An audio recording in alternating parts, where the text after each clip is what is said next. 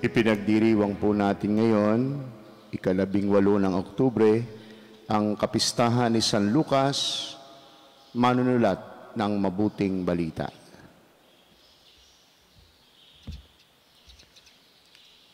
Sa ngalan ng Ama at ng Anak at ng Espiritu Santo, ang pagpapala ng ating Panginoong Jesucristo, ang pag-ibig ng Diyos Ama, at ang liwanag at pakikipagkaisa ng Espiritu Santo naway sumainyong lahat. At sumaiyo rin. Mga kapatid, tinipon po tayo bilang mga kaanib ng angkan ng Diyos. Kaya dumulog tayo sa ating maawaing Panginoong nagpapatawad ng lubos.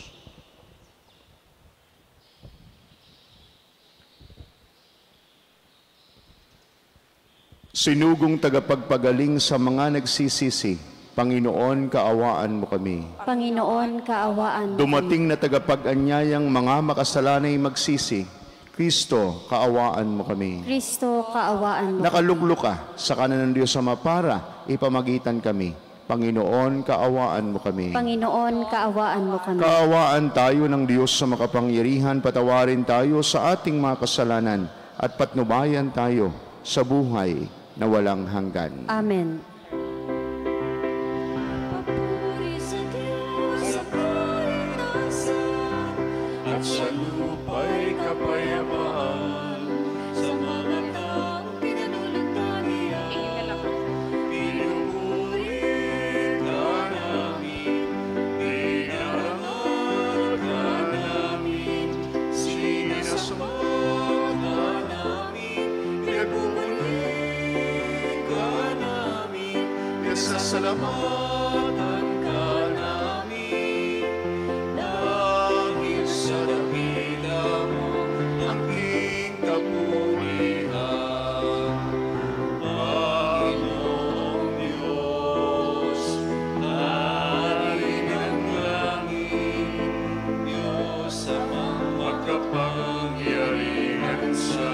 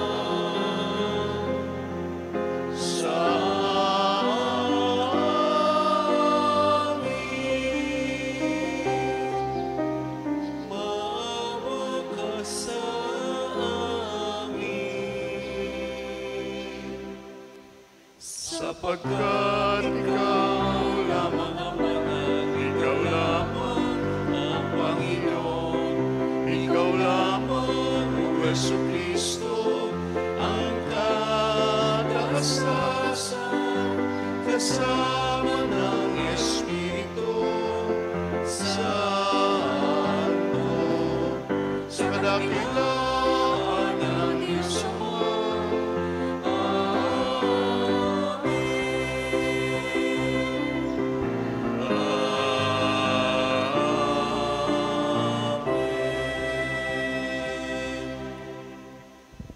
Manalangin tayo.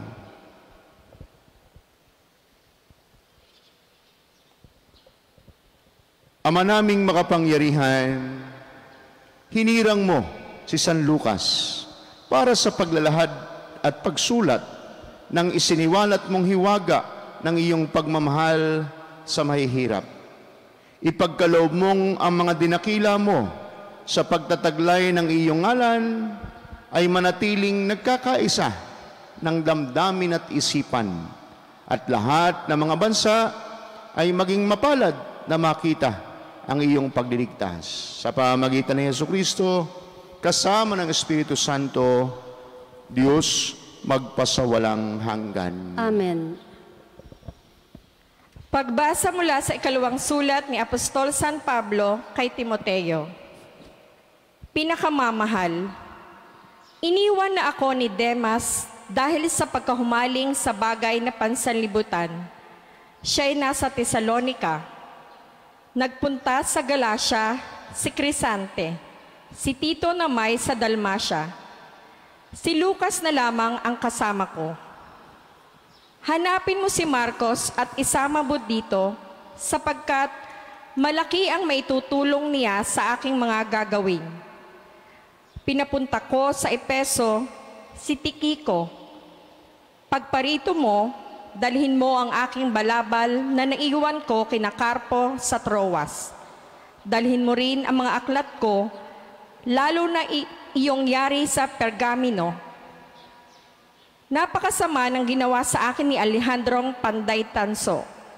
Ang Panginoon ang magpaparusa sa kanya ayon sa kanyang ginawa. Mag-ingat ka sa kanya, sapagkat tutol na tutol siya sa ipinangangaral natin. Walang sumama sa akin nang una akong humarap sa hukuman. Pinabayaan nila akong mag-isa. Patawarin nawa sila ng Diyos. Ngunit pinatnubayan ako ng Panginoon at binigyan ng lakas upang maipahayag sa mga hintil ang salita.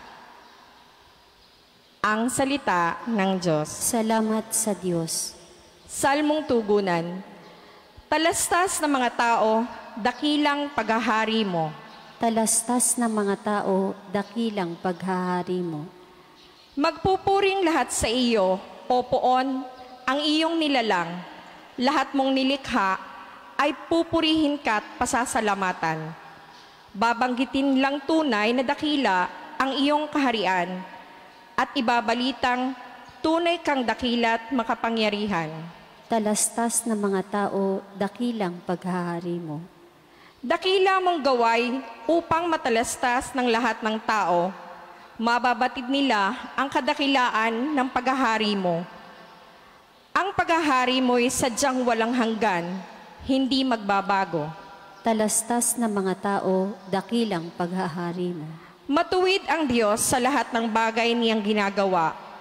Kahit anong gawin, ay kalakip doon ang habag at awa. Siya'y nakikinig at handang tumulong sa lahat ng tao. Sa sino mang taong pagtawag sa Kanya'y tapat at totoo. Talastas ng mga tao, dakilang paghahari mo.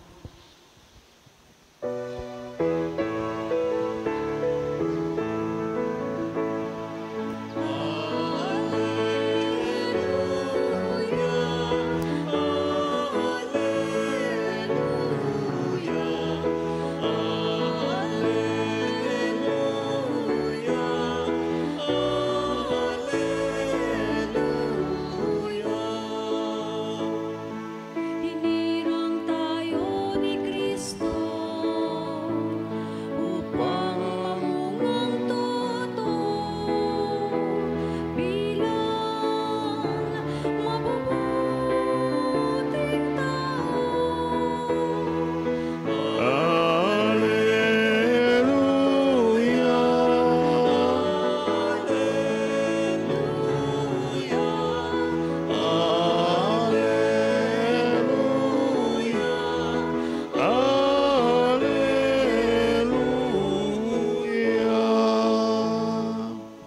Sumainyo ang Panginoon. At sumaiyo rin. Ang pagpapahayag ng mabuting balita ng Panginoon ayon kay San Lucas. Papuri sa iyo, Panginoon.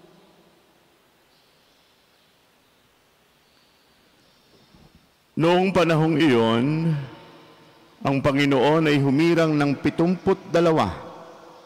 Pinauna niya sila ng dala-dalawa sa bawat bayan at puok na patutunguhan niya. Sinabi niya sa kanila, sagana ang aanihin, ngunit kakaunti ang mga manggagawa. Idalangin ninyo sa may-ari na magpadala siya ng mga manggagawa sa kanyang bukirin. Umayo kayo, sinusugo kayong parang mga kordero sa gitna ng mga asong gubat. Huwag kayong magdadala ng lukbutan, supot o panyapak. Huwag na kayong titigil sa daan upang makipagbatian kanino man. Pagpasok ninyo sa alinmang bahay, sabihin muna ninyo, maghari nawa ang kapayapaan sa bahay na ito. Kung maibigin sa kapayapaan ang nakatira roon, sasa kanila ang kapayapaan, ngunit kung hindi, hindi sila magkakamit nito. Manatili kayo sa bahay na inyong tinutuluyan. Kanin ninyo at inumin ang anumang idulot sa inyo, sapagkat ang manggagawa ay may karapatan tumanggap ng kanyang upa. Huwag kayong magpapalipat-lipat ng bahay. Kapag tinanggap kayo sa alinmang bayan, kanin ninyo ang anumang ihain sa inyo. Pagalingin ninyo ang mga may sakit doon at sabihin sa bayan, nalalapit na ang paghahari ng Diyos sa inyo.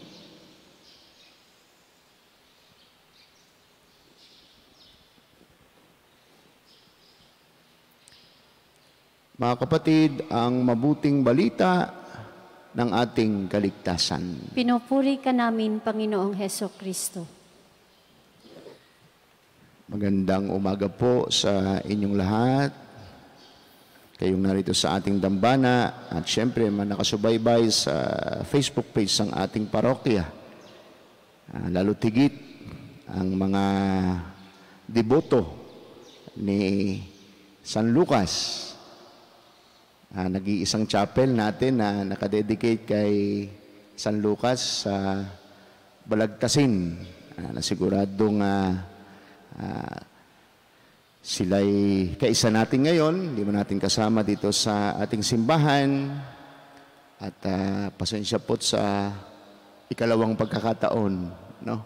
Ay hindi pa ulit mamimisahan sapagkat hindi pa po tayo pinapayagang magmisa sa ating mga chapel sa bukid.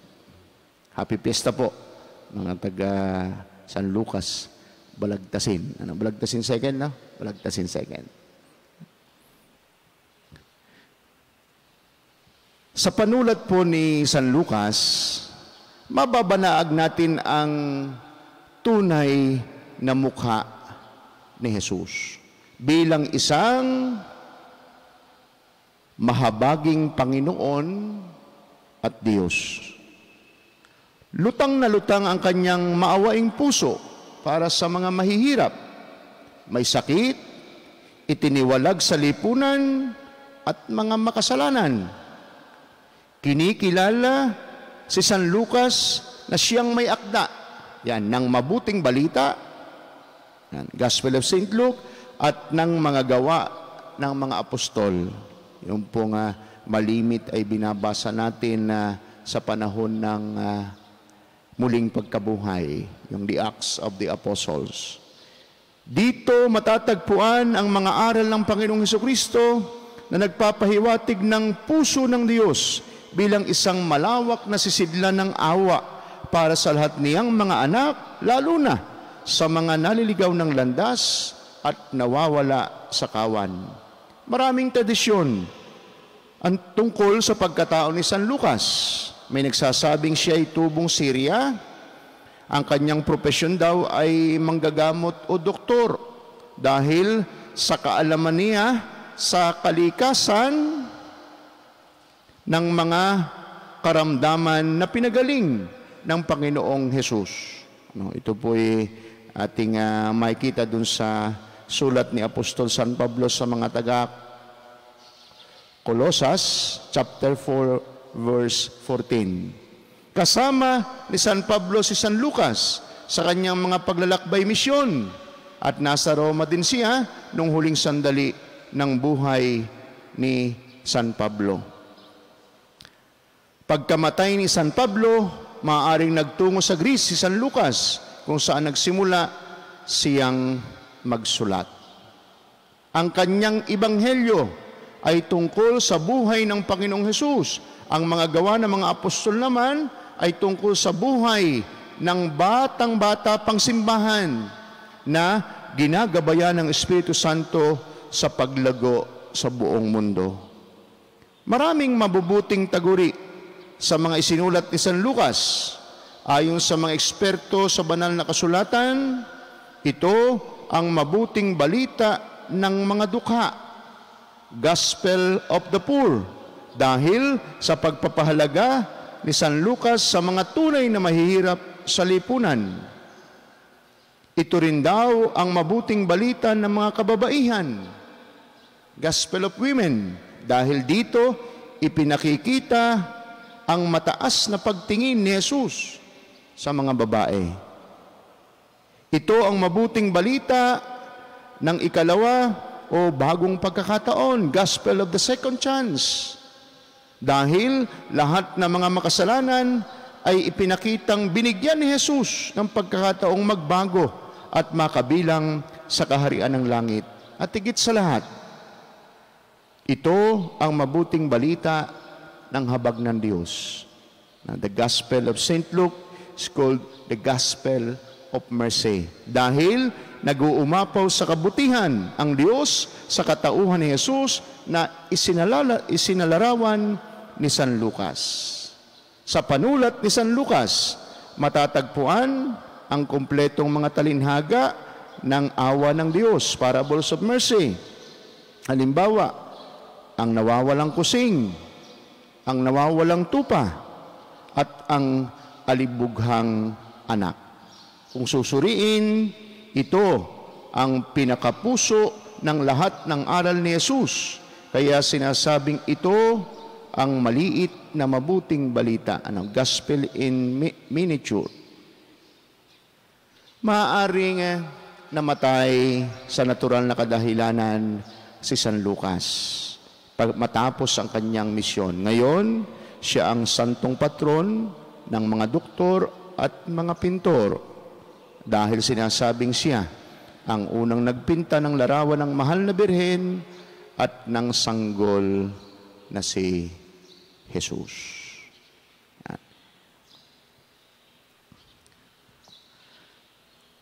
At sa ating mabuting balita po sa kapistahang ito ni San Lucas, manulat ng mabuting balita, sa pasimula nito ay sinasabing pinauna ng Panginoong Hesus ng dala-dalawa sa bawat bayan at puok na patutunguhan niya ang hinirang niyang 72 pang mga disipulo. Sa aklat po ng Deuteronomy, sa Lumang Tipan, na para bagang dito nakabase, itong sinugong bakit pwede naman niyang suguin ng isa-isa para mas maraming mapuntahan, pero bakit dala-dalawa? Yan. Particularly in the book of Deuteronomy chapter 19 verse 15, sinasabing, ang iisang saksi lamang ay hindi sapat upang isakdal ang isang tao tungkol sa alinmang kabuktutan o pagkakasala na kanyang nagawa. Ang isang usapin ay kailangang pagtibayin ng patutuo ng 2 o 3 saksi. At ipinakikita nga po sa ating mabuting balita na sinugo na dala-dalawa ng Panginoong Hesus ang kanyang mga hinirang na disipulo. Mas kapanipaniwala, no? Mas magiging mga makatotohanang saksi. At saka, meron yung tinatawag na support. Ano, di po ba mas magaang maglakbay kapag may kasama? Maganda kapag may partner. Ang sabi ay, magagawa natin ang lahat ng bagay kung nagsasama-sama. O may kasabihan sa wikang Ingles, 2 heads are better than 1. At sa pagsusugo nga ng Panginoong Hesus ng dala-dalawa, this act shows that mission has a communitarian dimension. Halimbawa po, dito sa ating parokya, at kami po bilang mga reliyosong pari at ermano ng kapisanan ng Kongregasyon ng Oblatos si San Jose, lagi 2 o higit pa kaming inia-assign sa isang particular community. Sapagkat, paano mo matatawag na religious community? Paano mo matatawag community kung iisa? Kaya, 2 at higit pa na magkakasama. Upang hindi lang mas mapagaan ang trabaho, kundi upang maipakita sa mga pinaglilingkuran kung papaano kami namumuhay bilang mga reliyoso. Sa unang yugto po ng ating simbahan ay masasalamin ang tambalan. Yan, ito yung makikita dun sa Acts of the Apostle.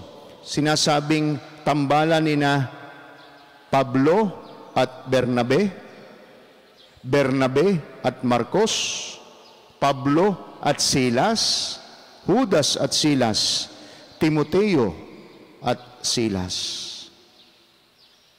Partnership, ito'y may positibong bunga. Mahirap kumilos ng nag-iisa. Mas maraming magagawa kapag 2 o higit pang magkakatulong. Pero, karanasan na rin po ang magsasabi na minsan sa pagdami, sabi, sa pagdami ay sa paggulo. Sapagkat maraming mga ideya, maraming mga suhestyon, maraming siyasabi, kaya at the end parang nagkakagulo. Pero bahagi ito ng kung anumang gawain o misyon tayo. 2 heads are better than 1. May mga taong nais mag-isa sa gawain, marahil ay may advantage din iyon, subalit mas maganda ang kahihilatnan kapag nagpalitan ng kuro-kuro ang 2 tao at magkatulong na gumawa. Yan, di po ba yung isang tingting, tingting yung galing sa dahon ng niyog, ay ano bang gamit ng tingting? Yung isang piraso lang. O maaaring pwedeng, pag malinis, pwedeng gawin mong toothpick, palinis. Pero, yung isang tingting hindi makakalinis. Kundi kailangan yung isang buong walis. Pinagsama-samang tingting. Nagiging isang walis na pwedeng gamiting panglinis. Sa paglikha ng tao, Isinaalang-alang din ng Diyos ang bagay na ito. Ang sabi ng Diyos sa aklat ng Henesis, hindi mabuti na mag-isa ang tao. Igagawa ko siya ng makakasama at makakatulong. Totoo, iba kapag may kasama sa gawain. Iba kapag may kaagapay sa misyon. Anong sabi ng isang nagmamahal? When I walk alone, I wish I could reach the end of the road. But when I walk with my beloved, I wish the road never ends. For those who work as partners in mission, the road to success never ends. Kaya sa ating mga gawain, ito'y mapapadali, ito'y magiging maganda ang resulta, sa ating mga tahanan, sa ating pook gawaan, o saan mang misyon, anumang misyon ang ibinigay sa atin. Mas maganda kapag may katulong, mas maganda kapag may kasama. At hindi tayo kailanman iniiwan sa paglalarawan ni San Lucas ng ating mapagmahal at mahabaging Diyos.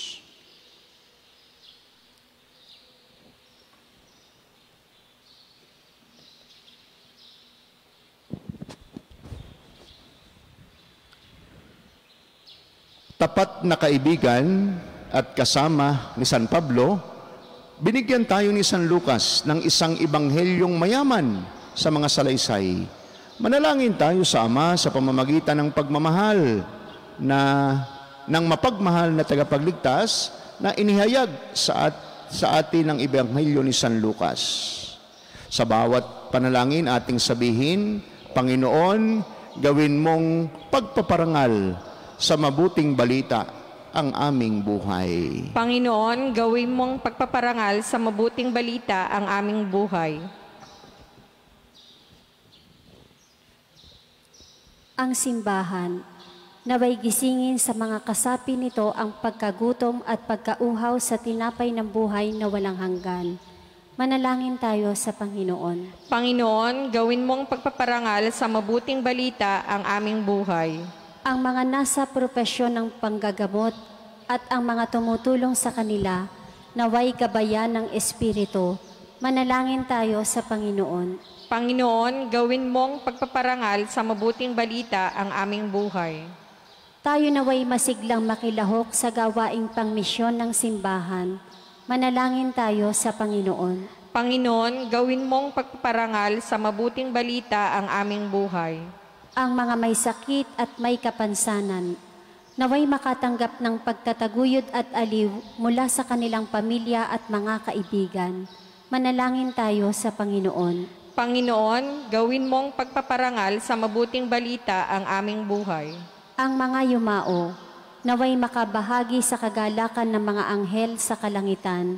Manalangin tayo sa Panginoon. Panginoon, gawin mong pagpaparangal sa mabuting balita ang aming buhay.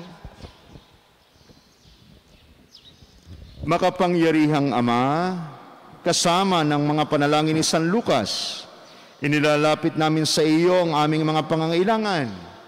Ipagkaloob mo ang mga ito alang-alang sa iyong anak, ang mapagmahal na tagapagligtas na nabubuhay at naghahari, magpasawalang hanggan. Amen.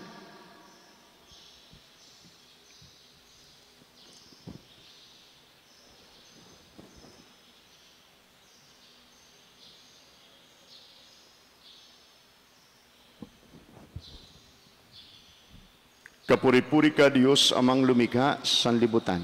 Sa inyo pong kagandahang loob, narito ang aming mayaalay mula sa lupa at bunga ng aming paggawa, ang tinapay na ito para maging pagkaing nagbibigay buhay. Kapuri-puri ang poong may kapal, ngayon at kailanman.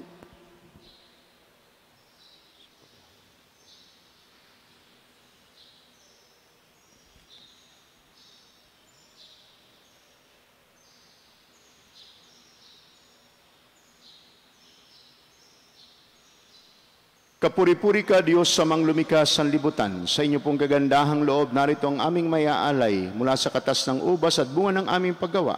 Ang alak na ito para maging inuming nagbibigay ng iyong Espiritu. Kapuri-puri ang poong may kapal, ngayon at kailanman.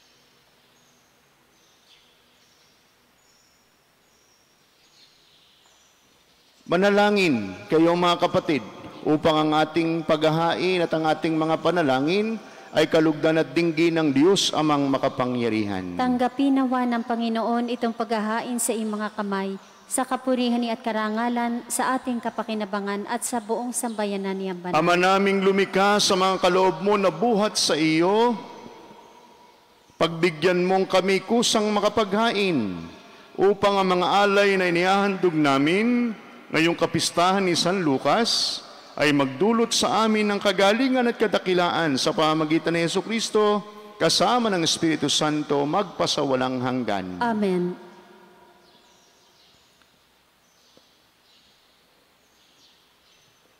Sumainyo ang Panginoon. At sumaiyo rin. Itaas sa Diyos ang inyong puso at diwa. Itinaas na namin sa Panginoon. Pasalamatan natin ang Panginoong ating Diyos. Marapat na siya ay pasalamatan. Ama naming makapangyarihan, tunay ngang marapat na ikaw ay aming pasalamatan. Ikaw ang pastol na laging pumapatnubay sa mga kabilang sa nililingap mong kawan. Ito ang ginanap na pananagutan ng gili mong anak at pastol ng tanan. Ang mga apostol ay kanyang mga katuwang sa pagiging pastol ng patnubay ng sambayanan. Kaya kaysa ng mga anghel nagsisiawit ng papuri sa iyo, nang walang humpay sa kalangitan, kami nagbubunyi sa iyong kadakilaan. Santo, Santo, Santo, Panginoong Diyos ng mga hukbo na pupuno ang langit at lupa ng kadakilaan mo. Hosana sa kaitaasan, pinagpala ang naparirito sa ngalan ng Panginoon. Hosana sa kaitaasan.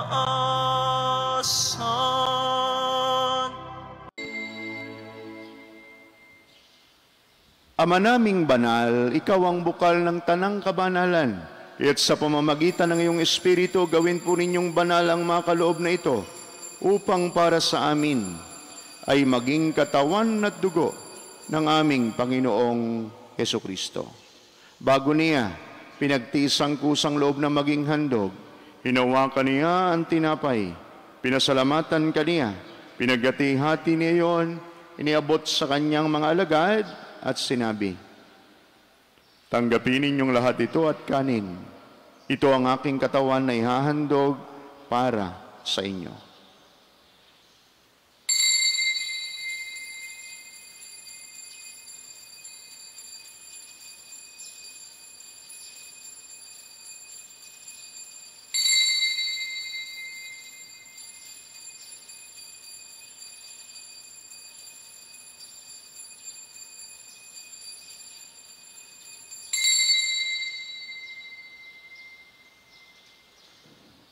Gayun din naman, nung matapos ang hapunan, hinawakan niyang kalis, muli kaniyang pinasalamatan, iniabot niyang kalis sa kanyang mga alagad at sinabi, "Tanggapin ninyong lahat ito at inumin. Ito ang kalis ng aking dugo ng bago at walang hanggan tipan. Ang aking dugo na ibubuhos para sa inyo at para sa lahat, sa ikapagpapatawad ng mga kasalanan. Gawin ninyo ito sa pag-alaala sa akin."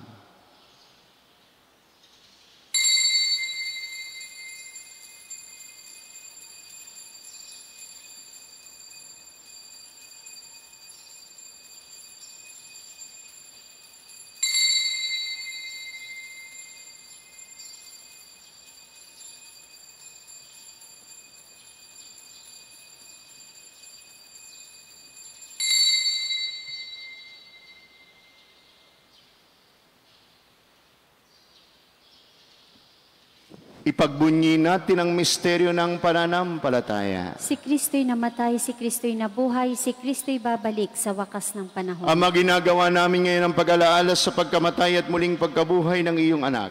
Kaya't iniaalay po namin sa iyo ang tinapay na nagbibigay buhay at ang kalis na nagkakaloob ng kaligtasan. Kami nagpapasalamat dahil kami iyong minarapat at tumayo sa harap mo para maglingkod sa iyo. Isinasamo po namin kaming mga magsasalo-salo sa banal na katawan at dugo ni Kristo ay mabuklod sa pagkakaisa sa pamamagitan ng Espiritu Santo. Amalingapin po ninyo yung simbahang laganap sa buong daigdig.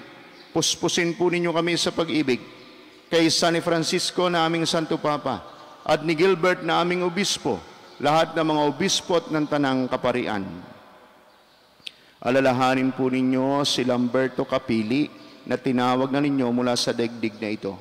Nung siya'y binyagan, siya'y nakaisa ni Kristo sa pagkamatay. At ngayong siya'y sumakabilang buhay na, naway makaisa sa ni Kristo sa pagkabuhay. Alalahanin mo rin ang mga kapatid naming nahimlay na nang may pag-asang sila'y muling mabubuhay, gayon din ang lahat ng mga pumanaw. Lalo tigit silang malalapit sa aming buhay. Kaawaan po ninyo sila at patuloyin sa iyong kaliwanagan. Kaawaan po ninyo at pagindapatin kaming lahat na makasalo sa iyong buhay na walang wakas. Kaysa ng mahal na Birheng Maria na Ina ng Diyos, kaysa ni San Jose na kanyang kalinasan isang esposo at minamahal naming Pintakasi, kaysa ng mga apostol, ni San Lucas at kaysa ng lahat ng mga banal na namuhay dito sa daigdig ng kalugod-lugod sa iyo. May pagdiwang po nawa namin ang pagpupuri sa ikararangal po ninyo sa pamamagitan ng iyong anak na aming Panginoong Hesukristo. Sa pamamagitan ni Kristo, kasama niya at sa Kanya, ang lahat ng parangal at papuri ay sa Diyos amang makapangyarihan, kasama ng Espiritu Santo, magpasawalang hanggan.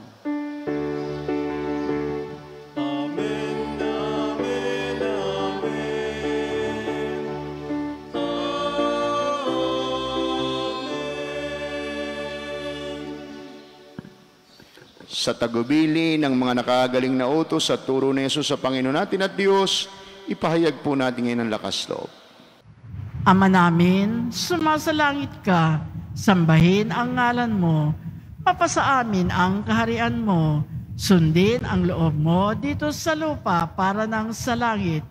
Bigyan mo kami ngayon ng aming kakanin sa araw-araw at patawarin mo kami sa aming mga sala, para ng pagpapatawad namin sa nagkakasala sa amin at huwag mo kaming ipahintulot sa tukso at iadya mo kami sa lahat ng masama. Inihiling po namin kami iadya sa lahat ng masama. Pagkalooban ng kapayapaan na araw-araw, iligtas sa kasalanan at ilayo sa lahat ng kapahamakan, samantalang aming pinananabigan ng dakilang araw ng pagpapahayag ng tagapagligtas naming si Jesucristo. Sapagkat iyo ang kaharian, ang kapangyarihan at ang kapurihan, magpakailanman. Amen. Panginoong Jesucristo, sinabi mo sa iyong mga apostol, kapayapaan ang iniiwan ko sa inyo, ang aking kapayapaan ang ibinibigay ko sa inyo. Tunghayan po ninyo ang aming pananampalataya, at wag po naman ang napakarami naming mga pagkakasala. Pagkalooban po ninyo kami ng kapayapaan at pagkakaisa, lalo tigit sa loob ng aming mga tahanan ayon po sa inyong banal na kalooban, kasama ng Espiritu Santo, magpasawalang hanggan. Amen. Ang kapayapaan ng Panginoon naway laging sumainyo. At sumaiyo rin. Magbigay at manghangad po tayo ngayon ng kapayapaan sa isa't isa. Kordero ng Diyos na nag-aalis ng mga kasalanan ng sanlibutan, maawa ka sa amin. Kordero ng Diyos na nag-aalis ng mga kasalanan ng sanlibutan, maawa ka sa amin. Kordero ng Diyos na nag-aalis ng mga kasalanan ng sanlibutan, ipagkaloob mo sa amin ang kapayapaan.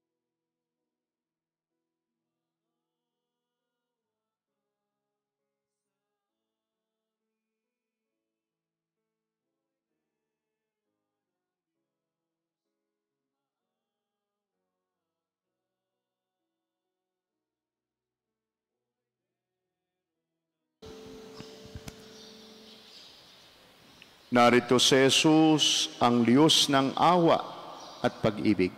Siya ang kordero ng Diyos na nagpapatawad ng mga kasalanan ng sanlibutan. Mapapalad kayong mga sumasampalatayang totoo at nakikibahagi sa kanyang banal na salo-salo. Panginoon, hindi ako karapat-dapat na magpatuloy sa iyo, ngunit sa isang salita mo lamang ay gagaling na ako.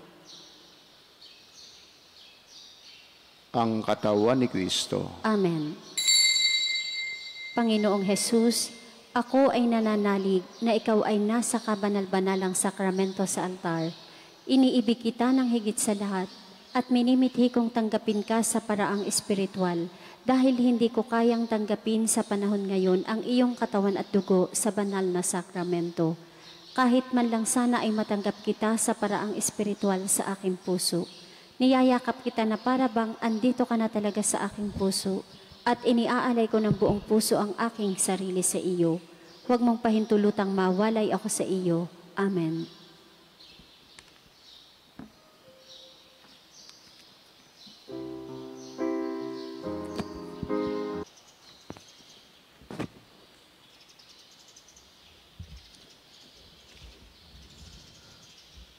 Manalangin po tayo.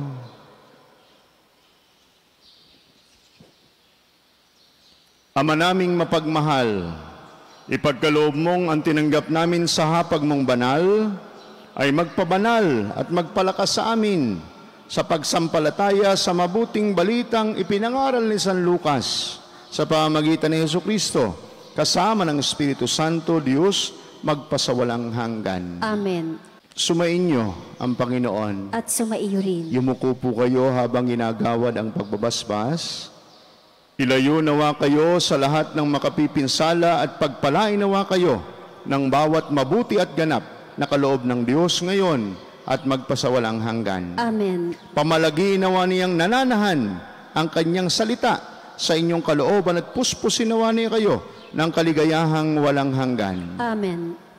Patnubayan nawa kayo ng Diyos sa pagtahak sa kanyang landas upang lagi ninyong mabatid kung ano ang tama at marapat samantalang kayo'y naglalakbay patungo sa kalangitan na kanyang pamana magpasawalang hanggan. Amen. Pagpalain nawa kayo at ingatan kasama ng inyong mga pamilya at mga mahal sa buhay ng ating makapangyarihan, mapagmahal at maawaing Diyos, Ama at Anak at Espiritu Santo. Amen. Ang banal na misa'y naialay na. Humayo kayo sa pag-ibig at kapayapaan ni Kristo. Salamat sa Diyos. Salamat.